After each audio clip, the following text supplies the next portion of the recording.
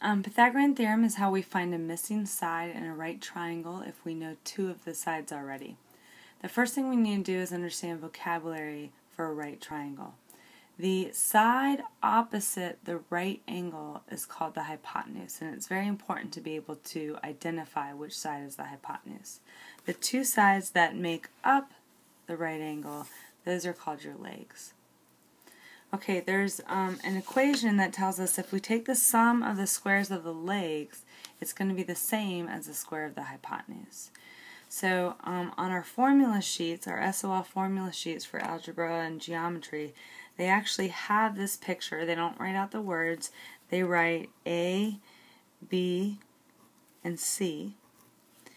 And they don't write out the words here either. They write A squared plus B squared equals C squared.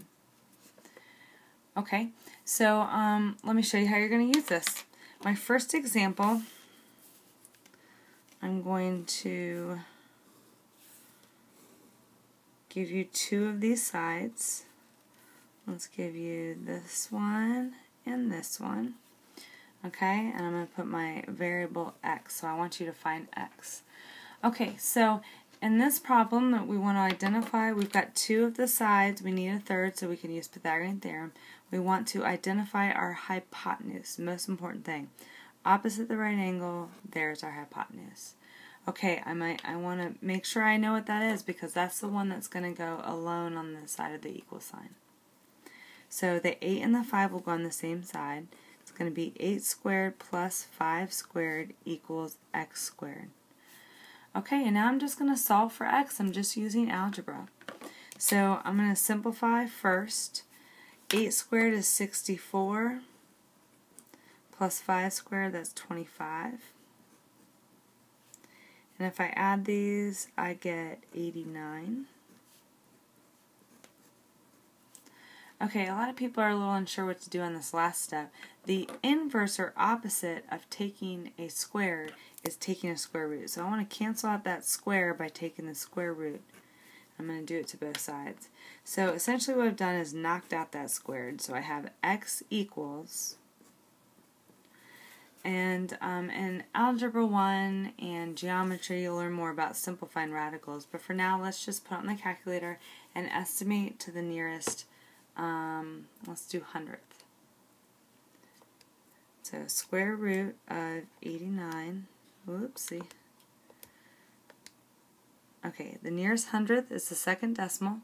So I'm going to look to the third decimal to see if I go up or down. It's a 3. So I'm going to go down, which means I leave it at 9 and 43 hundredths.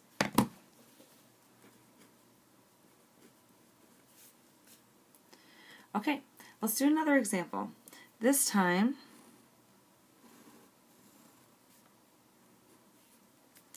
I'm going to give you this side, and I'm going to give you this side. I'm going to have you find this side. Okay, so we have to identify the hypotenuse. That's always the first thing we want to do.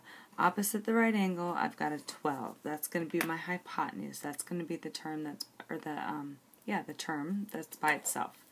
Okay, so 7 squared plus x squared equals the hypotenuse squared, 12 squared. Okay, I'm going to start by simplifying. So on the left I can do 7 squared, I get 49. And on the right I can do 12 squared, it's 144. Okay, now here's where it gets a little bit different.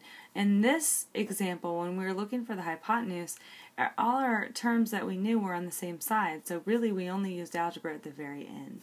Here we've got another algebraic step to do. We've got to isolate x squared, so we're going to need to move the 49 to the other side by using the subtraction property of equality. It makes it 0 here, so you're left with x squared equals, oh, what is that, 95, let's see, 144 minus 49, whoops, yep, 95. Okay, and then my last step here, the inverse function of squaring is square rooting. So I'm going to do the square root of 95. I'm going to find the decimal approximation.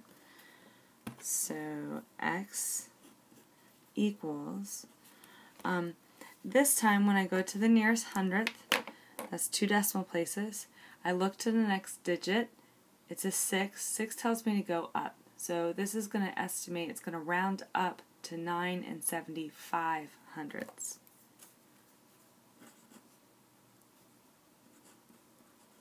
Wow, look how close it was. I just made those up. Okay.